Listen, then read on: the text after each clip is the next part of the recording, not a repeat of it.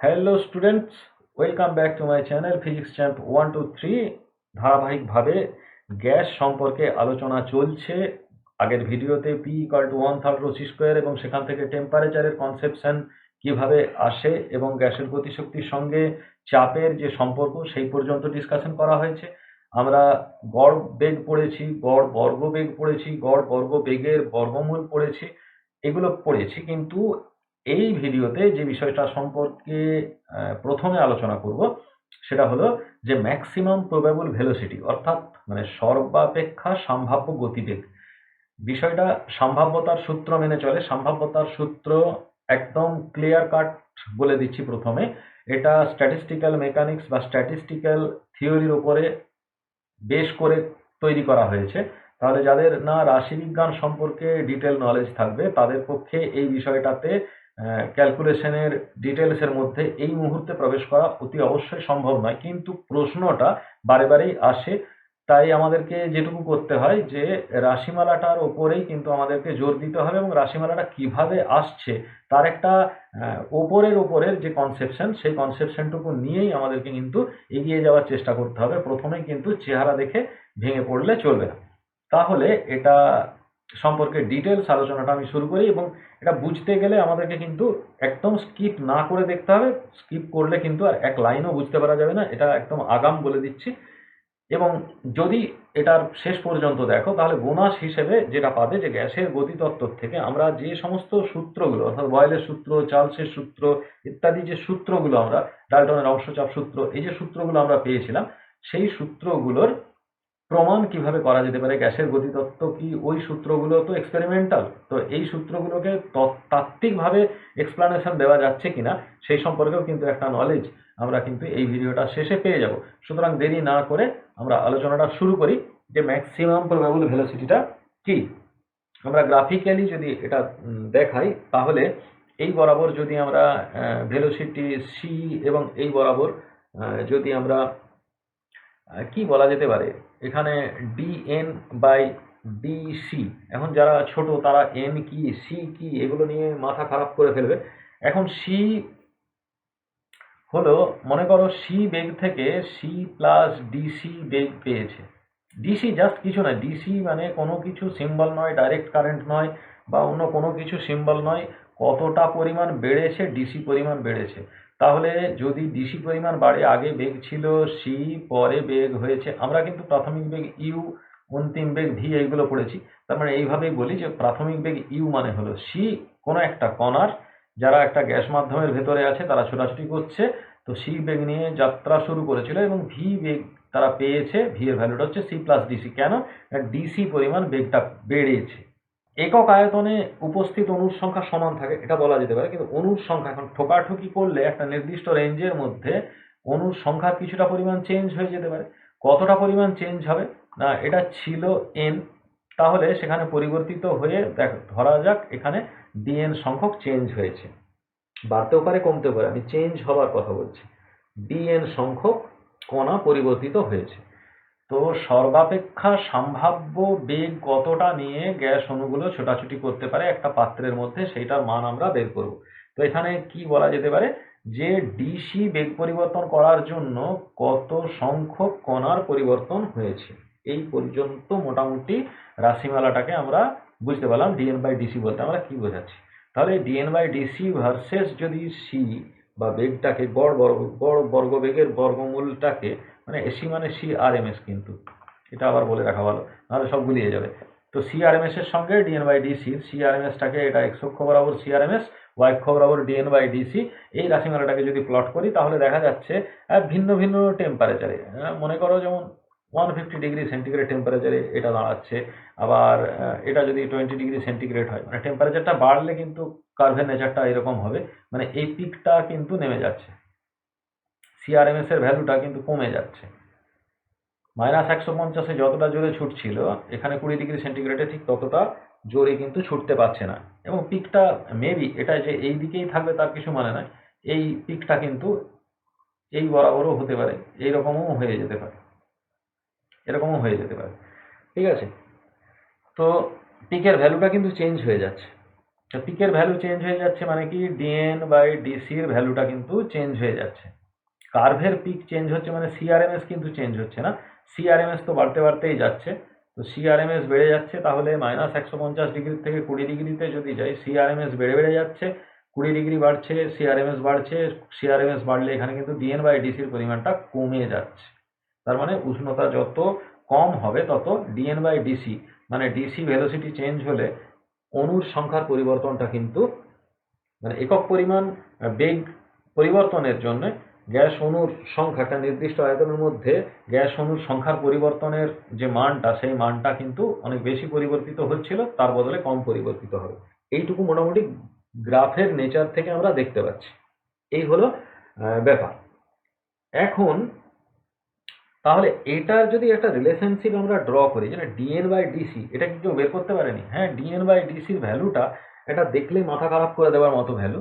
তো এই ভ্যালুটা কোথার থেকে আসছে এটা জানতে গেলে তো এটা কাইনেটিক থিওরি অফ গ্যাসের উপরে এবং স্ট্যাটিস্টিক্যাল মেকানিক্সের উপরে সব থেকে বড় কথা একটা ভালো মতো পড়াশোনা করতে হবে, না হলে এই পুরো ব্যাপারটাকে কিন্তু আমরা হজম করতে পারবো না। এখানে অবশ্যই এটা সিআরএমএস, এখানে তো আর আরএমএস কথাটা বারবার ধরে লেখা সম্ভব নয় এত ছোট জায়গাতে। এখানে 2, এটা কে মানে বোলজম্যান কনস্ট্যান্ট, এটাও বি লেখাটা সম্ভব নয়, এটা টি, তবুও আমি দেখাচ্ছি এই পর্যন্ত। এই মোটামুটি একটা রিলেশনশিপ আমরা পাচ্ছি যে 4π² e⁻MC² মানে সিআরএমএস স্কোয়ার বাই 2kT, কে মানে বোলজম্যান কনস্ট্যান্ট, এইরকম একটা ডিএন বাই ডিসির ভ্যালু হতে পারে। তো এখান থেকে যদি আমরা কায়দা করে এখান থেকে যদি আমরা c² বার মানে গড় বর্গ বেগটা যদি আমরা বের করতে যাই, তাহলে মোটামুটি যে ফর্মুলেশনটা আমরা পাবো, অবশ্যই এটা স্ট্যাটিস্টিক্যাল থিওরি, এটাকে জানতে গেলে অবশ্যই এই রাশিমালাগুলো সম্পর্কে একটু নলেজ থাকতে হবে, আদারওয়াইজ কিন্তু জানা সম্ভব নয়। আর এখান থেকে যদি গড় বেগের মান বের করতে চাই, তাহলেও 1/n থাকবে। নর্মালাইজেশন কন্ডিশন বা এই জাতীয় যে জিনিসগুলো রয়েছে, সেই জিনিসগুলো সম্পর্কে একটু নলেজ তো অবশ্যই থাকতে হবে। এছাড়া এইটা যেটা লিখে যাচ্ছি এই মুহূর্তে, অনেকেই হয়তো জানো না যে এই চিহ্নটা কি বা এর অঙ্কগুলোকে কিভাবে করতে হয়, সেগুলো সম্পর্কে জানতে গেলে আমাদেরকে কিন্তু একটু পড়াশুনো করতে হবে এবং হায়ার অর্ডার ম্যাথামেটিক্স ইন্টিগ্রেশন সম্পর্কে একটা নলেজ তৈরি করতে হবে। মানে একদিনে তো একটা ভিডিওতে এসব বোঝানো মোটেই সম্ভব নয়, তাহলে মোটামুটি দেখতে এইরকম অবস্থায় লাগে। তো এই জায়গাগুলো থেকে সর্বাপেক্ষা সম্ভাব্য বেগ, এখন এই ডিএন বাই ডিসিটা এরকম একটা ফর্মুলা তো রয়েছে, ডিএন বাই ডিসিটা কখন হবে ম্যাক্সিমাম, এটা ম্যাক্সিমাম কখন হবে যখন এর ভ্যালুটা 0 হবে। তার মানে এই দিকের পোর্শনটার ভ্যালু যখন 0 হবে তখন অবশ্যই হবে। তো তাহলে কি করে দেওয়া যেতে পারে, অলরেডি এখানে 0 বসিয়ে দেবো, তাহলে সব তো 0/0, তাহলে তো মুশকিল ব্যাপার, মানে এখান থেকে আর বেরোবেই না, অত সহজে তো আর এইটাকে বের করা যাচ্ছে না। তো তাই আমি প্রথমেই বলেছিলাম ভিডিওর প্রথমে যে মোটামুটি এইগুলো আন্দাজ, এগুলোর থেকে দেখে মোটামুটি একটা অ্যাজাম্পশন করে নেওয়া যেতে পারে যে ডিএন বাই ডিসি, যে বেগের পরিবর্তনের জন্য যে সংখ্যার অণুর সংখ্যার পরিবর্তন, এই অণুর সংখ্যার পরিবর্তনটা যদি 0 হয়, তাহলে ডিএন বাই ডিসির ভ্যালুটা এই সর্বাপেক্ষা সম্ভাব্য গতিবেগ মানে সি এর ভ্যালুটা সিআরএমএস ইকুয়াল টু ম্যাক্সিমাম হবে, সিআরএমএসটা ম্যাক্সিমাম হয়ে যাবে তখন, যখন এটার ভ্যালুটা ডিএন বাই ডিসির ভ্যালুটা হয়ে যাবে 0। এটা মোটামুটি একটা সূত্র। এই অবস্থায় রেখে আমরা যদি এখানে তো টি ধরাই আছে, পরম উষ্ণতা টি ধরা আছে, তো এখানে যদি ম্যাক্সিমাম প্রবেবল ভেলোসিটি আমরা ধরি, তাহলে আগেরটা ছিল কি যে 3RT/m এরকম একটা আমরা পেয়েছিলাম আরএমএস ভেলোসিটির সম্পর্ক। তো এখানে 2RT/m, 2RT/M। এর আগেতে আমরা যেটা পড়েছিলাম যে CRMS ইকুয়াল টু √3RT/m, এটা পেয়েছিলাম। এটা একটা রুট মিন স্কোয়ার ভেলোসিটি, এটা maximum probable velocity C max বলা যেতে পারে, √2RT/m হলো, এবং সি বার বলা যেতে পারে এটাকে, C average, C bar, C average যে এখানটার থেকে পাওয়া যাচ্ছে, সি অ্যাভারেজ যদি আমরা বের করতে চাই, এটা কিন্তু আবার 2, 3 এরকম নয়, এটা 8RT হবে এবং বাই এম, শুধু এম নয়, পাই এম পাই বা পাই এম, এরকম একটা রিলেশনশিপ তৈরি হয়। তো এখান থেকে আমাদের যে কোশ্চেনটা ফেস করতে হয় যে এদের অনুপাতগুলো কত, সেটা মুখস্থ লেখো। তাহলে মুখস্থ লেখাই বলা যায়, কারণ এদের অনুপাতগুলো নির্ণয় করো বা কত, এরকম যদি কোশ্চেন হয়, কোশ্চেনটা নর্মালি একটা কিরকম বোকা বোকা কোশ্চেন হয়ে যায়। তাহলে সবার প্রথমে আমরা যেটা দেব, সবার প্রথমে দেব কি দেব, সি ম্যাক্স, এটা দিলাম ম্যাক্সিমাম প্রবাবল ভেলোসিটি। এখান থেকে আমরা অ্যাভারেজ ভেলোসিটি সি বার, এটা দিলাম।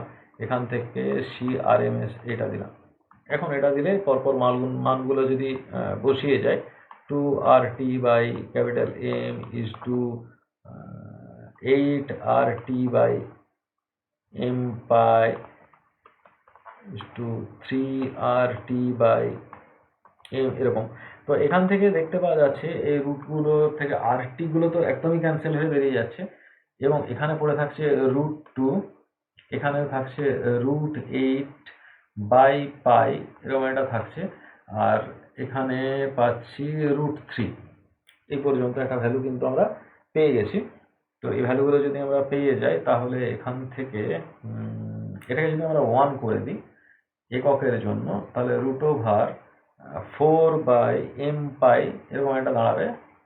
4 by pi is two √3/2, M pi নয় এটা।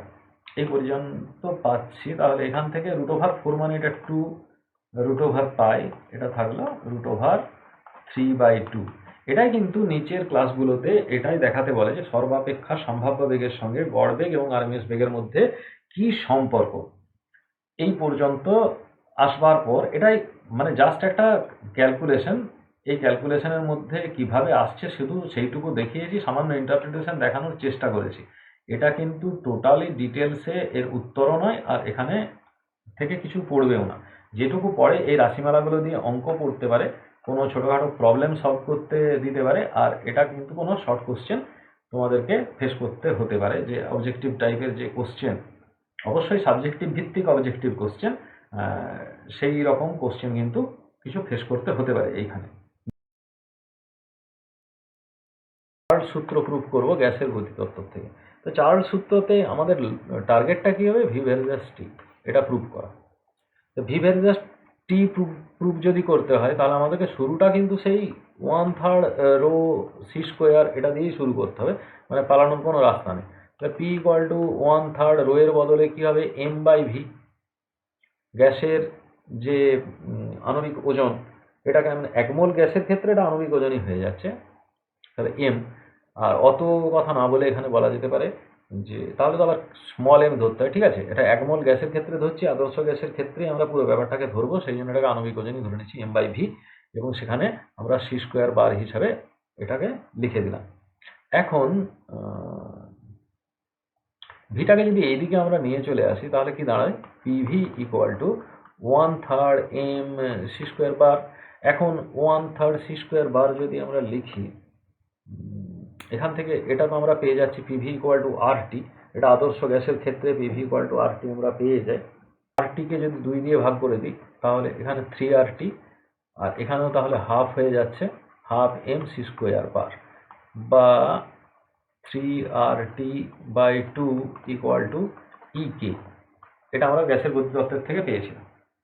তো এই জায়গায় যদি আমরা সরিয়ে দিই, এইখানে যদি পিভি ইকুয়াল টু আরটি বসিয়ে দিই, তাহলে ঘুরিয়ে ফিরিয়ে কিন্তু আমাদের মানে যেটা প্রুভ করতে হবে তার বাইরে আমরা বেরিয়ে চলে গেলাম। কারণ আমাদেরকে এখানে ভিটাকে রাখতেই হবে কোনোভাবে, তাহলে ভি এর বদলে কিন্তু আমরা কখনোই পিভিকে একসঙ্গে গুণ করে দিয়ে আমরা কিন্তু এটাকে বের করে নিতে পারবো না। তো এটা যদি না বের করতে পারি, তাহলে আমাদেরকে কি করতে হবে, তাহলে আমাদেরকে শিফট করতে হবে। সুতরাং এইখান থেকে যে পোর্শনটা আমরা করেছিলাম, এই দিকে চলে যাওয়ার পর গালে হাত দিয়ে বসে থাকার সংখ্যাটাই কিন্তু বেড়ে যায় দিনের দিনে। সুতরাং আমি করে দেখালাম যাতে করে না একদম ডাইভারশনটা চলে আসে। আমাদেরকে কিন্তু ভিকে বাঁ দিকে রাখতেই হবে। তো ভি যদি বাঁ দিকে রেখে দিই, তাহলে পিকে আমাদের নামিয়ে আনতে হবে নিচের দিকে। তাহলে পি যদি নিচের দিকে নামিয়ে আনি, তাহলে 1/3 M by P C square, এরকম একটা অবস্থায় আমরা পেয়ে গেলাম। তাহলে এম কনস্ট্যান্ট এবং পি এর ভ্যালুটা কি, পি এর ভ্যালুটাও তো কনস্ট্যান্ট হচ্ছে। তাহলে যে 1/3 P equals to 1/3 rho C square, তার মানে রো 1/3 পি এগুলো সবই কনস্ট্যান্ট টার্ম, যদিও সি স্কোয়ার বারের উপরে পি এর ভ্যালুটা ডিপেন্ড করে যায়। তাহলে এখান থেকে আমরা বলতে পারি যে ভি ভার্সাস সি স্কোয়ার এরকম একটা বলতে পারি, যদি যে 1 মোল গ্যাসের ক্ষেত্রে অণুর যে চাপ, সেই চাপটার পরিমাণটা ধ্রুবক বলে যদি আমরা ধরে নিই, যে চাপ স্থির থাকলে, তাহলে পি এর ভ্যালুটাতে চাপ স্থির থাকলে, চার্লসের সূত্রে কি বলেছে, চার্লসের সূত্রে বলেছে চাপ স্থির, সুতরাং চাপটাকে আমরা স্থির রেখে দিচ্ছি। তাহলে এম তো অবশ্যই স্থির হয়ে গেল, 1/3 ধ্রুবক হয়ে গেল। তাহলে টোটাল 1/3 এম বাই পি রাশিটা কিন্তু হয়ে গেল ধ্রুবক রাশি। তাহলে ভি ভার্সাস সি স্কোয়ার বার, এটা আমরা লিখতে পারি। আবার আমরা কিন্তু এটা দেখেছিলাম যে সি স্কোয়ার বার সমান, এখান থেকে মানে যদি গড় বর্গবেগের বর্গমূল, যেটা যে C square equal to 3RT by M, এটা আমরা কিন্তু দেখেছিলাম। তাহলে C square equal to 3RT by M, এখান থেকে আমরা 1/3, আর ঠিক আছে, C square equal to 3RT by M. তাহলে এখান থেকে যদি আমরা লিখি ভি ইকুয়াল টু কে, কোনো একটা কনস্ট্যান্ট দিলাম, যে কোনো, এটা বোলজম্যান কনস্ট্যান্ট নয়, যে কোনো কনস্ট্যান্ট আমরা যদি দিই, তাহলে সি স্কোয়ারের বদলে আমরা এখানে লিখতে পারি 3RT বাই এম। তো এখন এটা কনস্ট্যান্ট, 3 কনস্ট্যান্ট, আর কনস্ট্যান্ট, এম কনস্ট্যান্ট, তাহলে এই টোটাল পোর্শনটা কনস্ট্যান্ট হয়ে গেল। তাহলে ভি ভার্সাস টি। তাহলে এইখানে যে বেগটা, গড় বর্গবেগের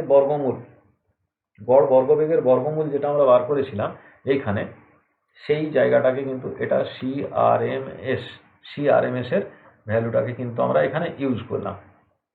1/3 রো সি স্কোয়ার, এখানে সিআরএমএস, এখানেও সিআরএমএস, এখানেও সিআরএমএস। কনফিউশনাল, কিন্তু একটু ধরে পড়লে ব্যাপারটা ক্লিয়ার হয়ে যাবে।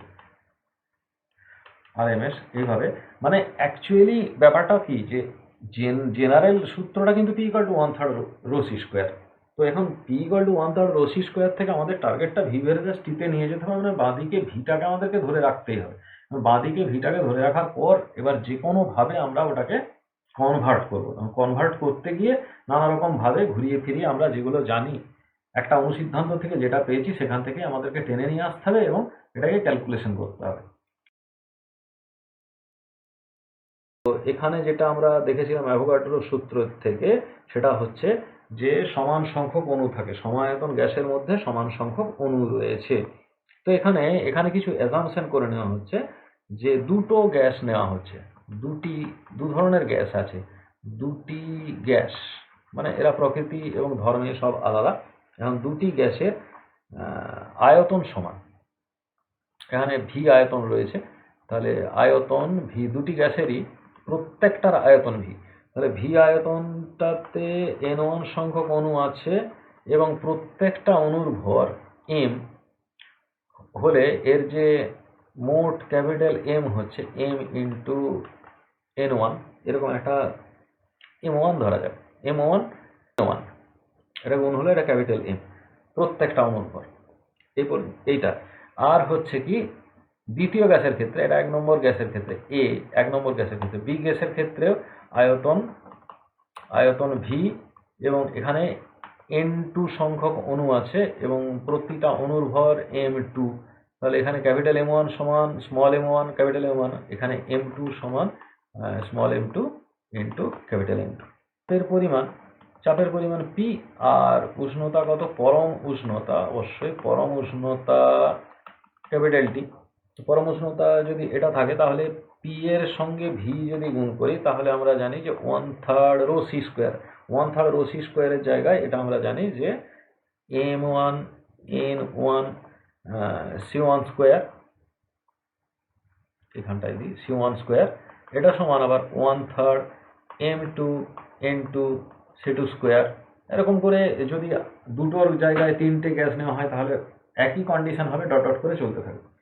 তো এর চাপ আর আয়তনের যে গুণফল, সেই গুণফলটা সমান, এটাই তো বয়েলের সূত্র।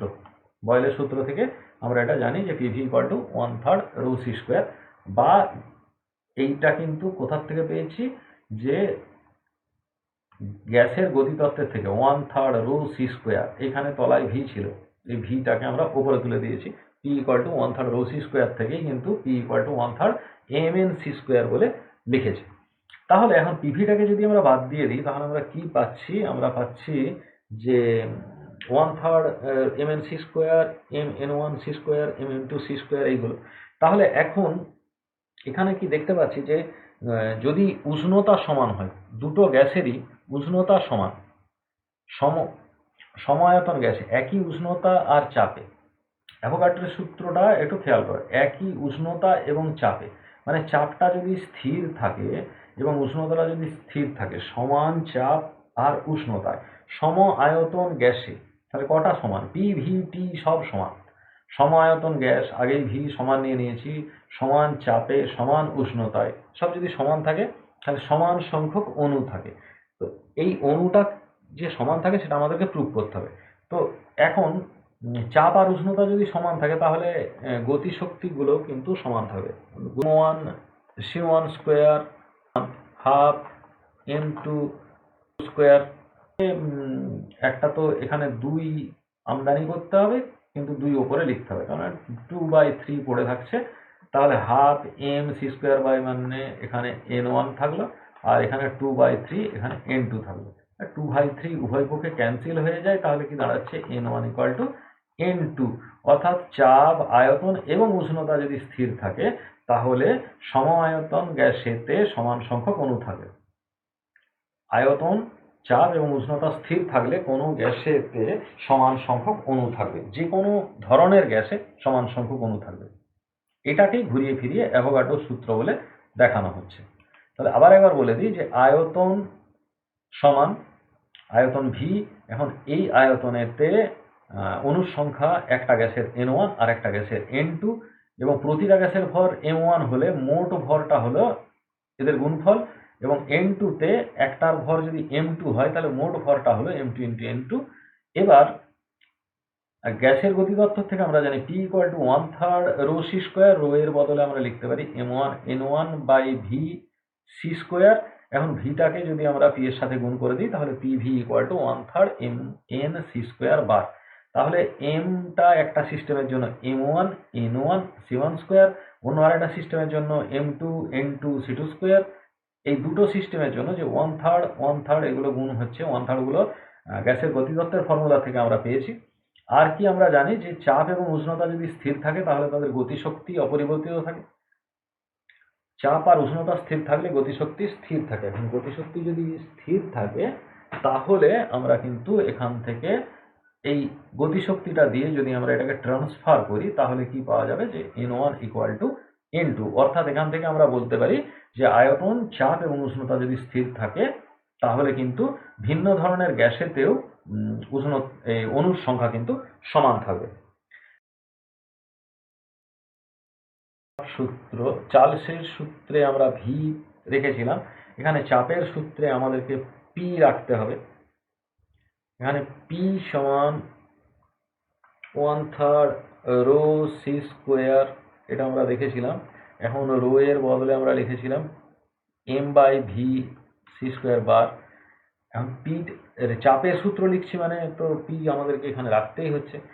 আর সি স্কোয়ার সমান 3RT বাই এম, সুতরাং 1/3 এম বাই ভি সি স্কোয়ারের বদলে 3RT বাই এম, এরকম একটা যদি রাখি, এগুলো কেটে যায়, কেটে গেলে কি দাঁড়াচ্ছে? P equals to R by V T. মানে এখন বলবে যে ভি তাহলে রয়ে গেল, চাপের সূত্রে ভি কি? ভি তো স্থির, ভি তো কনস্ট্যান্ট, ধ্রুবক, সুতরাং আর বাই ভি কনস্ট্যান্ট, তাহলে পি ভার্সেস টি। তাহলে চাপের সূত্র কিন্তু নর্মালি আমাদের কাছে এসে গেল যে আয়তন যদি স্থির থাকে এবং ভর যদি অপরিবর্তিত থাকে তাহলে কোনো একটা সিস্টেমের চাপ তার পরম উষ্ণতার সঙ্গে সমানুপাতিক হবে। এটা রেনল্ডস সূত্র আমরা পেয়ে গেলাম। এবং এরপরে আমরা চলে যাচ্ছি যে ডাল্টনের অংশচাপ সূত্রে। কিভাবে চেঞ্জ করছে শুধু কনভার্সনগুলোকে আমাদেরকে খেয়াল রাখতে হবে। তাহলে পার্শিয়াল প্রেসারের সূত্রটা নিশ্চয়ই জানা আছে যে একটা নির্দিষ্ট আয়তনের ভেতরে, নির্দিষ্ট আয়তন একটা আবদ্ধ পাত্রের ভেতরে যদি এক গাদা সংখ্যক যদি গ্যাস অণু থাকে বা পরস্পরের সঙ্গে রাসায়নিক বিক্রিয়া করে না, এরকম একাধিক গ্যাসের একাধিক কণা যদি একটা মিশিয়ে রাখা হয় তাহলে কি হবে, এবং তারা কি করবে, প্রত্যেকে প্রেসার দেবে পাত্রের দেওয়ালের উপরে, এবং সেই প্রেসারগুলোর কি তৈরি করবে, একটা মোট প্রেসার তৈরি করবে, মোট চাপ তৈরি করবে। তাহলে উপাদান গ্যাসগুলোর চাপগুলোকে আংশিক চাপ বলা হচ্ছে, অর্থাৎ আংশিক চাপগুলোর যোগফল হবে যে আমরা যে চাপটার কথা বলছি সেই চাপের সঙ্গে সমান। উষ্ণতাটা স্থির রেখে দিতে হবে, একটা পাত্রের উষ্ণতাটা স্থির, অবশ্যই এটা গ্যাস পাত্রের উষ্ণতাটা স্থির, এবং আয়তনে উপাদান নেওয়া হচ্ছে, উপাদান নেওয়া হচ্ছে বলতে গ্যাসগুলো নেওয়া হচ্ছে সমান আয়তনে। তাহলে তার অণুর সংখ্যা N1 N2 ডট ডট করে N এরকম টাইপের এটা হবে। তো এদের একটা অণুর ভর হচ্ছে M1, এটা M2, এটা হচ্ছে Mn, এরকম। তাহলে গ্যাসের গতিতত্ত্ব থেকে এখানে কি চাপ আছে, ভি আছে, তো এই আয়তন আর চাপ এদের যে গুণফল সেটার মান হচ্ছে 1/3 M1 N1 সি স্কোয়ার বার, এটা আমরা পেলাম। তাহলে এটা যদি P1V হয় সেরকম P2Vও আসবে 1/3 M2 sorry N2 C square, এটা C1 স্কোয়ার, এটা C2 স্কোয়ার, এগুলো সব চেঞ্জ হয়ে যাবে। এবং যদি 3 নাম্বারে হয় তাহলে 3 নাম্বার ডট ডট করে যদি আমরা এখানে PN নিই তাহলে 1/3 MN NN CN স্কোয়ার, সব বার আছে, এগুলো দেওয়া যেতে পারে, এইভাবে এটা চলতে থাকবে, আরও নেওয়া যেতে পারে। তো এই যে ভি আর টি, এই ভি আর টি, ভি উষ্ণতায় আর এখানে উষ্ণতা টি, এটা তো স্থির, এখানে ভি এর মানটাও কিন্তু স্থির, ভি কোথাও চেঞ্জ হয়, ঠিক আছে। এবার ভি যদি না চেঞ্জ হয় তাহলে এখানে কি হবে, গতিশক্তি মানে K1 যেটা যদি বলা যায় E_K1 গতিশক্তি, E1 ধরা যায়, E1 না হলে এক গাদা সিম্বল এসে যাবে, 3/2 PV, পি এর বদলে আমরা লিখতে পারি P1V, আবার এখানে E2 মানে 3/2 P2V, এটা লেখা যেতে পারে। এরকম করে EN এর ভ্যালুটাও আমরা বের করে নিতে পারি 3/2 PNV, এরকম একটা বের করে নিতে পারি। তাহলে এগুলো গেল গতিশক্তি। আর এখানে পিভি এর সঙ্গে রিলেশনশিপটা আমরা পেয়েছি, P1V বদলে কিন্তু এইটা আমরা বসিয়ে দিতেই পারি, কিন্তু এটা আমরা এখান থেকেই পেয়েছি যে 3টাকে এদিকে দিলাম, 2টা ভাগ করলাম, তাহলে হাফ MN C1 স্কোয়ারের বদলে এখানে আমরা E কে পেয়ে যাচ্ছি, হাফ এটা ক্যাপিটাল M 1 C স্কোয়ার মানে E কে, এখান থেকে ডাইরেক্ট আমরা এটা পাচ্ছি, এগুলো সব পেয়ে যাচ্ছি, এখানেও ডট ডট আছে, এখানেও ডট ডট আছে, এগুলো তাহলে গতিশক্তি সাপ্লাই দিল। এইবার এখানে মোট গতিশক্তি তাহলে কত, মোট গতিশক্তি হচ্ছে 3/2 পিভি, এটা মোট গতিশক্তি, P1 P2 P3 করে ডট ডট করে PN, এটা তাহলে 3/2 পিভি, পি ইকুয়াল টু হচ্ছে P1 plus P2 plus P3, এটা তো আমাদেরকে দেখাতে হবে সাকুল্যে, এটা আমাদেরকে দেখাতে হবে। এখন যদি 3/2 পিভি হয় তাহলে 3/2 PV equal to 3/2 P1V plus 3/2 P2V plus dot dot করে খুব বোকা বোকা গ্রুপ PNV, শুধুমাত্র কথার কারিগরি। তা 3/2 এদিকে আছে, 3/2 গুলো কমন চলে যাওয়া যেতে পারে, কমন নিয়ে নিলে 3/2 বেরিয়ে গেল, ভিগুলো বাইরে বের করে নেওয়া যেতে পারে, ভিগুলো বাইরে বের করে নিলে ভিগুলো ক্যান্সেল হয়ে গেল, তাহলে পড়ে রইল কি P equal to P1 plus P2 plus P3 PN, অর্থাৎ এটা ডাল্টনের অংশচাপ সূত্র মোটামুটি মেনে চলবে। তাহলে প্রথমে P1V এটাকে আমাদেরকে কি যেটা নেওয়া হলো যে চাপের পরিমাণটা আলাদা আলাদা হচ্ছে, কিন্তু আয়তন আর উষ্ণতাটাকে আমরা স্থির রাখছি, আয়তন উষ্ণতা স্থির রেখে, আয়তন উষ্ণতা না স্থির রাখলে এই N1 N2 NN এই কণাগুলো, উপাদান গ্যাস কণাগুলোর সংখ্যাগুলোকে এবং তাদের ভরগুলোকে কিন্তু আমরা নির্দিষ্ট করতে পারবো না, সেই কারণের জন্য ভিটাকে স্থির রাখলাম। আর ভি স্থির থাকার জন্য অটোমেটিক টি কিন্তু চার্লসের সূত্র অনুযায়ী ওটা স্থির হয়ে যাচ্ছে। সুতরাং এই অ্যাজাম্পশনটা যেন ক্লিয়ার থাকে, এই অ্যাজাম্পশনটা ক্লিয়ার হলে তারপরে এবার PV equal to 1/3 MN C square, বা এই ফর্মুলার থেকে এটাকে গ্যাসের গতিশক্তিতে কনভার্ট করে আমরা কিন্তু বের করে নিতে পারি মোট গতিশক্তির ফর্মুলা অনুযায়ী। সূত্র নয়, প্রবলেম আমাদেরকে ফেস করতে হয়। তো গ্রাহামের সূত্র, অবশ্যই এটা ব্যাপন সূত্র বা গ্যাস ব্যাপন সূত্র নামেও পরিচিত, গ্রাহামের গ্যাস ব্যাপন সূত্র নামেও পরিচিত। এখানে আলটিমেটলি ঘনত্বের উপরে পুরো বিষয়টা নির্ভর করছে। তো এখানে একটা সিস্টেমেতে ধরে নেওয়া হচ্ছে যে কোনো একটা গ্যাস পি চাপেতে রাখা আছে এবং টি তাপমাত্রায়, মানে চাপ আর উষ্ণতা এগুলোকে স্থির রাখা হয়েছে। এটা রেনল্ডস চাপ সূত্র থেকে এসে যায়। তো এখানে পি মানে আমরা জানি 1/3 রো সি স্কোয়ার বার। তো এখন একটা সিস্টেমের এইটা আর আরেকটা সিস্টেমের হচ্ছে rho two C two square, এরকম একটা। তো এই যে দুটো রাশিমালা আমরা পেলাম, এই দুটো রাশিমালার থেকে আমরা যদি পিটাকে বের করে দিই তাহলে কি দাঁড়াচ্ছে যে রো ও one C one square by rho two C two square. তাহলে C one square by C two square equal to rho two by rho one, এরকম একটা থাকছে, বা C one by C two equal to root over rho two by rho one এরকম একটা দাঁড়ালো। তার মানে এখানে যে রিলেশনটা আমরা পেলাম, এই রিলেশনটা কিন্তু এইটা কিন্তু মানে ম্যাথামেটিক্যাল ফর্মুলা, এটা কিন্তু ম্যাথামেটিক্যাল ফর্মুলা। তাহলে এদের গুণফলটা ধ্রুবক হচ্ছে, তার মানে রো ভ্যারিজেস 1/c²। এটা কিন্তু জেনারেল ফর্মুলা। এটা একটা গ্যাসের ঘনত্ব আরএমএস বেগের বর্গের ব্যস্তানুপাতিক। মানে আরএমএস বেগটা যদি কম থাকে তবেই না ঘনত্বটা বেশি থাকবে, আর যদি বেগটা বেশি হয় তাহলে ঘনত্ব কি করে বেশি থাকবে? সবাই তো দূরের দিকে চলে যেতে চাইবে বা স্টেডি কন্ডিশনে থাকবে না। সেই কারণে ঘনত্ব কম হবে কখন না, যখন বেগের মানটা কম হবে। তো এইটা দুটো কন্ডিশনের ভেতরে সি1 বাই সি2 সমান root over rho two by rho one, এই ফর্মুলা দিয়ে কিন্তু নিউমেরিক্যাল প্রবলেমগুলো পড়ে এবং সেগুলোকে কাজে লাগিয়ে আমাদেরকে কাজগুলোকে করতে হয়। এবং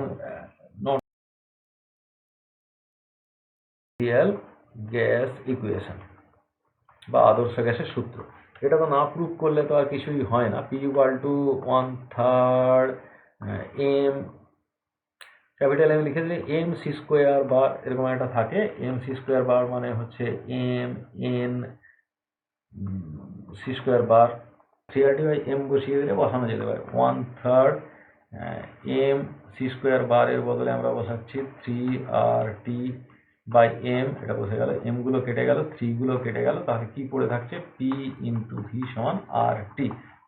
একমোল গ্যাসের ক্ষেত্রে আদর্শ গ্যাসের সমীকরণ নর্মালি এসে গেল। এটাই হলো, এগুলো প্রুভ করতে দেয় যে গ্যাসের গতিতত্ত্বটাকে কতটা হজম করা হয়েছে এবং ঘুরিয়ে ফিরিয়ে আমরা শেষ পর্যন্ত কতটাতে যেতে পারি। এইগুলোকে কিন্তু আমাদেরকে জিজ্ঞেস করা হয় পরীক্ষাতে এবং এগুলো কোর্সে দেখাতে হয়। তো সেই হিসাবে প্র্যাকটিস করা ছাড়া কোনো রাস্তা নেই যে কোন ফর্মুলা থেকে কোন ফর্মুলাতে যাব। এবং যাবার আগে আমার মানে স্টেশনটাকে কিন্তু নজর রাখতে হয়। ফলে ফর্মুলাটা কি দাঁড় করাবো, সেটার বাঁ দিকটা কী হবে এবং ডান দিকটা কী হবে, কোনটাকে রেখে কোনটাকে চেঞ্জ করব, এইগুলোকে কিন্তু মাথায় রেখেই এগোতে হবে। তো 2-4বার প্র্যাকটিস করলে আশা করি একদম জলের মতো পরিষ্কার হয়ে যাবে। এটা তো আর একদিনে কিছুতেই আসবে না, ধীরে ধীরে এসে যাবে। সুতরাং প্র্যাকটিস করতে থাকো আর পড়াশোনাটা চালিয়ে যাও। যদি কিছু বুঝতে অসুবিধা হয় কমেন্ট করবে। ধন্যবাদ।